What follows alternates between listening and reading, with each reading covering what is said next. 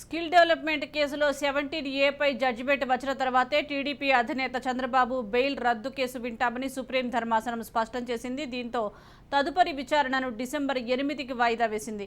ఇవాళ స్కిల్ కేసులో చంద్రబాబు బెయిల్ రద్దుపై సుప్రీంలో విచారణకు వచ్చింది. విచారణలో భాగంగా రాజకీయ ర్యాలీలు, సభలు, సమావేశాలు నిర్వహించకుండా చంద్రబాబును కట్టడి చేయాలన్న సిఐడి అభ్యర్థనను సుప్రీం తోసిపుచ్చింది.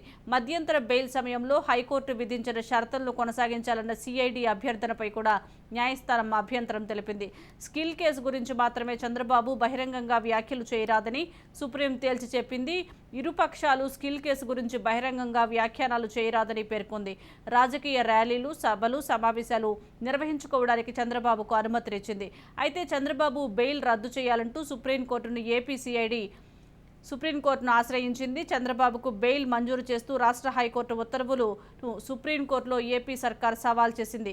గత వారం సుప్రీంలో ప్రభుత్వం పిటిషన్ దాఖలు చేయగా ఈరోజు విచారణకు వచ్చింది. రాష్ట్ర ప్రభుత్వం దాఖలు చేసిన పిటిషన్పై జస్టిస్ బేలా ఎం త్రివేది, జస్టిస్ సతీష్ చంద్ర శర్మ ధర్మాసనం విచారణ చేపట్టారు. చంద్రబాబుకు బెయిల్ మంజూరులో తమ వాదనలు ఏమాత్రం పరిగణలోకి తీసుకోలేదని పిటిషన్లో ప్రభుత్వం పేర్కొంది. తాము చెప్పిన ఏ విషయాన్ని హైకోర్టు పట్టించుకోలేదని పిటిషన్ దాఖలు చేసిన తర్వాత ఏఏజీ పొన్నవోలు సుధాకర్ రెడ్డి వ్యాఖ్యానించారు. హైకోర్టు తన పరిధి దాటి తీర్పులో వ్యాఖ్యలు చేసిందని, వెంటనే చంద్రబాబు బెయిల్ రద్దు చేయాలని ఏపీ సర్కార్ కోరింది.